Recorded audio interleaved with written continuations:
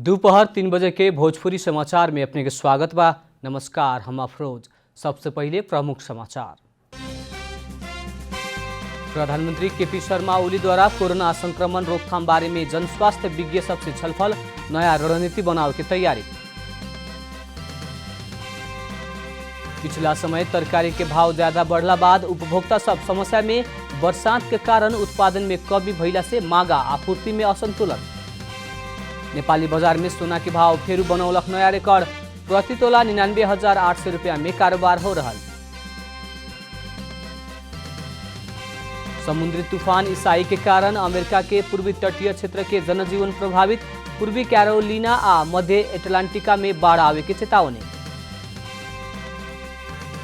England और Ireland बीच की तेसरका अंतिम एक दिवसीय क्रिकेट आज इंग्लैंड के सीरीज क्लीन स्वीप करे के मौका।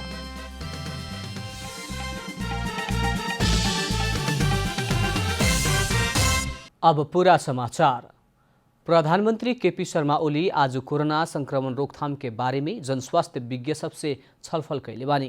प्रधानमंत्री निवास बालुवाटार में डॉक्टर, जनस्वास्थ्यविद, स्वास्थ्य क्षेत्र के संघ संस्था के प्रतिनिधि संगे प्रधानमंत्री ओली छलफल कैले बानी। पिछला एक महीना में सोमवार के सबसे बेसी संक्रमित मिलला बाद नया रणनीति बनावे खातिर प्रधानमंत्री विज्ञ सबसे छलफल कैले बानी। सरकार संक्रमित बेसी भइल स्थान में मात्र लॉकडाउन करे के नीति लेहले बाटे। कईयन डॉक्टर साहब काठमांडू में कर्फ्यू सहित के लॉकडाउन लगाव पड़े के सुझाव दे रहल बेरिया प्रधानमंत्री ओली विज्ञ सबसे छलफल कैले बानी। छलफल में प्रमुख प्रतिपक्षी दल के सभापति शेरबहादुर देउवा आ जनता समाजवादी पार्टी के अध्यक्ष महंत ठाकुर भी शामिल रहने। काठमांडू उपत्यका लगायत देश के प्रमुख शहर सब में आज परंपरागत गाई यात्रा मनावल जा रहा बा। इ बरस दिवंगत भइल व्यक्ति सबके याद में घर घर में गाय के श्रृंगार के या गाय के प्रतीक बना के टोला टोला में परिक्रमा करा के गाई यात्रा मनावे के चलन बाटे। सनातन संस्कृति में गाय के बैतरनी नदी पार करावे के आ प्रीति उदार करे वाला पवित्र प्राणी के रूप में पूजा कइल जाला। गाई यात्रा या सापारू पर्व खास करके नेवारी समुदाय के महत्वपूर्ण पर्व हुए। गाई यात्रा में भजन कीर्तन, नाचगान, हास्य व्यंग्य भी करे के परंपरा बा। देश भर कोरोना संक्रमण के दर तीव्र रूप में बढ़ रहा बेरिया सुरक्षा निकाय के समेत कोरोना के कारण देखल गई बाटे।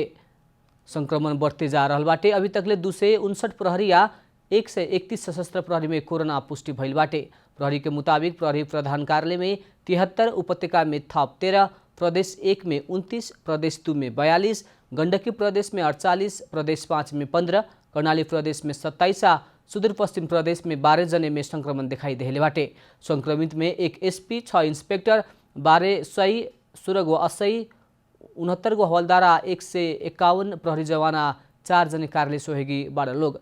अभी तकले संक्रमित प्रहरी मध्ये 105 जने उपचार के बाद घर लौटल प्रहरी प्रधान कार्यालय जनौले बाटे। वही लेखा सशस्त्र प्रहरी बल के भी 131 जने में कोरोना संक्रमण दिखाई देले बाटे।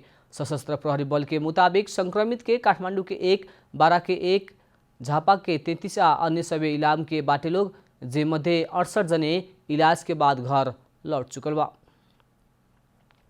सवारी चालक अनुमति पत्र लाइसेंस नवीकरण कैला पर भादो महीना तकले जरिवाना ना लागे के जनावल गइल बा।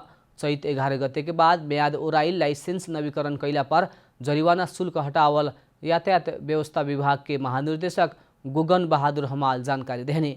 नवीकरण करे के म्याद लॉकडाउन अवधि भर पड़ला से भादो महीना तक जरिवाना छूट करे के निर्णय मंत्री परिषद कैलक हुए।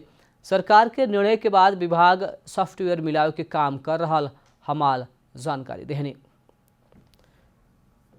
पिछला समय से तरकारी के भाव ज्यादा बढ़ला बाद उपभोक्ता सब समस्या में पड़ल बाटे। बरसात के मौसम एवं मांग आ उत्पादन बीच के असमानता के कारण तरकारी के भाव बढ़ रहा बिरिया भी उपभोक्ता के भान्सा के सामान महंगा हो रहा बा। पिछला कुछ दिन एने से तरकारी के अत्यधिक दाम बढ़ल बा। दाम बढ़ला संग खरीद बिक्री में प्रभाव देखा पड़ रहल बा। तरकारी के थोक कारोबार करे वाला उपत्यका के सबसे बड़का बाजार कालीमाटी तरकारी बाजार के थोक दाम कुछ सस्ता देखा पड़ला पर भी खुदरा दाम उपभोक्ता के क्रय शक्ति से बहुते ऊपर बाटे। स्वयं विक्रेता सब भी मजबूर होके तरकारी के कारोबार में संलग्न होके के पड़ल बतावेलन। ऐसे बाजार महंगी के प्रतिनिधित्व कर रहल बाटे। महँगै छ, अब जे भयो नि चाहिहाल्यो हामी व्यवसायी मान्छेलाई हैन। व्यापार गर्नु पर्यो, अब बेच्नु पर्यो, महँगो सस्तो जे भयो नि किन्नै परिहाल्यो नि। बरखा के कारण उत्पादन में कमी अइला बाद मांग आ आपूर्ति में असंतुलन होखे लगला बाद तरकारी के दाम बढ़ल कालीबाटी तरकारी तथा फलफूल विकास समिति जनौले बा। विगत में भी बरखा के ई समय में तरकारी के दाम बढ़े के आ ई बार कोरोना संक्रमण के कारण भी भारत से तरकारी आयात होके ना सकला बाद थप दाम बढ़े पुगल समिति के कहनाम बाटे। बजारमा मागको स्थिति यथावत छ अथवा लकडाउन र अहिलेको कम्पेयर गर्ने हो भने त अहिले चाहिँ बाहिर गएका मान्छेहरू अधिकांश फर्किसक्नु भएको छ। बन्द भएका होटल रेस्टुरेन्टहरू सञ्चालनमा आइसकेको छ। त्यसले गर्दाखेरि माग पनि वृद्धि भइरहेको अवस्था हो र त्यसको असर भनेकै अब मूल्यमै हो जाने। लॉकडाउन के समय में मांग कम भइला से एकाएक घटल तरकारी के दाम लॉकडाउन खुलते ही होटल तथा रेस्टोरेंट से मांग बढ़ला बाद दाम में चाप पड़ल व्यापारी सब बतावेलन। नेपाल में उत्पादन से बाजारीकरण तक अवस्था ना सुधरल कारण तरकारी के ग्रेडिंग, पैकेजिंग, लेबलिंग ना होखेला।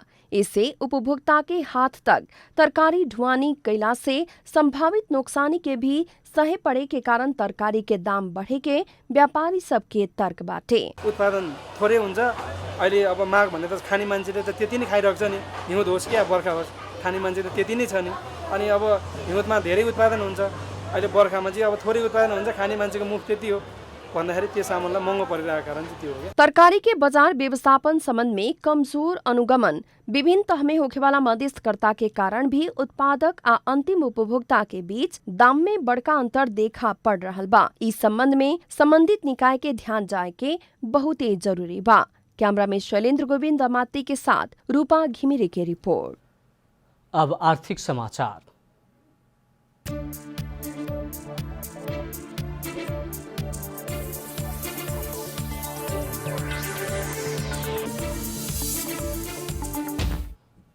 सोना के भाव 1 लाख के करीब पुग के फिर नया रिकॉर्ड बनौले बाटे।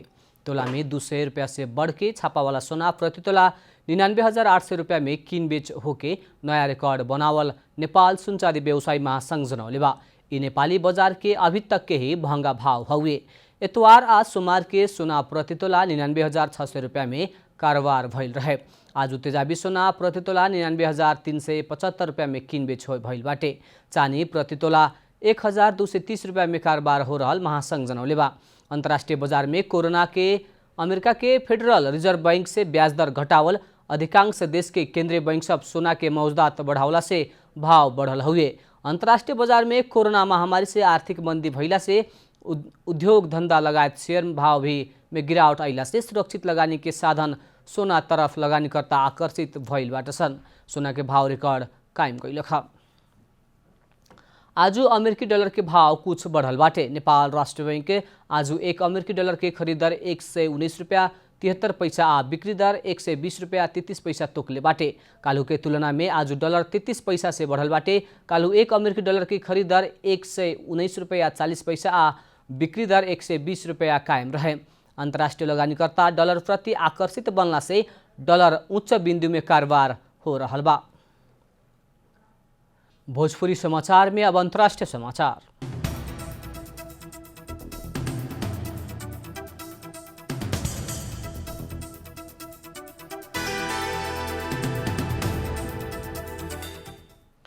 समुद्री तूफान इसाई के कारण अमेरिका के पूर्वी तटीय क्षेत्र में जनजीवन प्रभावित भइल बाटे। पूर्वी तटीय क्षेत्र में तीव्र गति के हवा चले के साथे वर्षा भइल बाटे। पूरब तरफ बढ़ रहा तूफान इसाई स्थानीय समय मुताबिक सोमवार के मध्य रात में साउथ कैरोलाइन के उत्तर पूर्वी क्षेत्र उत्तर कैरोलाइन के दक्षिण के बीच में ठोकाए के पूर्वानुमान नेशनल हरिकेन सेंटर कैले बा। कैरेबियन आइलैंड में ई तूफान के कारण 2 जने की मृत्यु भइल बाटे। अमेरिका पुगला पर ई तूफान फेरू शक्तिशाली भइल बाटे। इसाई तूफान के कारण 120 किलोमीटर प्रति घंटा के दर से हवा चलल बा। ई बरस अभी तकले आइल तूफान मध्य नामाकरण भइल ई 9वां तूफान हुए। NHC इसाई के कारण भारी वर्षा होके के जनावल गइल बा। एकरा कारण पूर्व कैरोलाइन आ मध्य एटलांटिका के नदी सब में बाढ़ आवे के जनावल गइल बा। अब खेलकूद समाचार।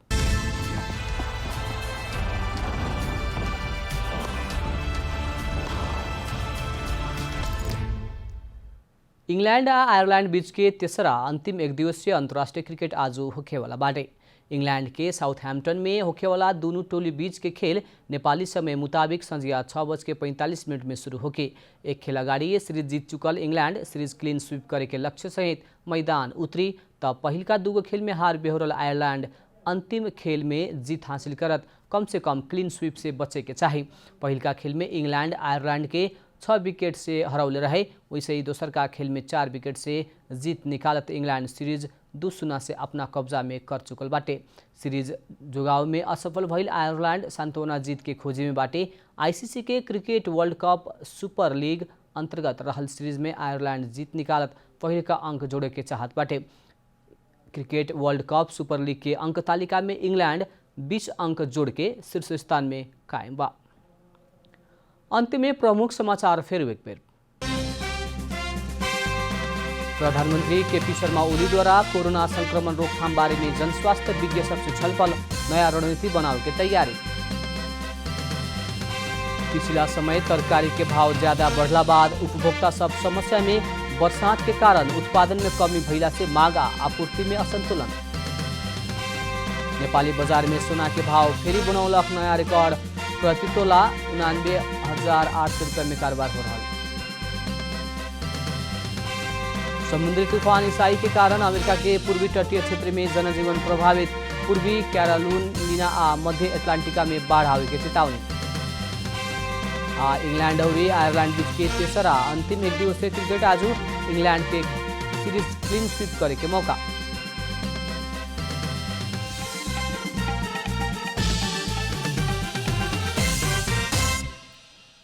भोजपुरी समाचार अभी खातिर इतना ही। जनता द्वारा जनता खातिर प्रसारित जनता टेलीविजन के कार्यक्रम सब यूट्यूब, ट्विटर, फेसबुक आ हमनी के वेबसाइट जनतासमाचार.com में भी पढ़ा देख सकत बानी। सूचना में अपने के सहभागिता, समय में समाचार हमनी के प्रतिबद्धता। प्रणाम।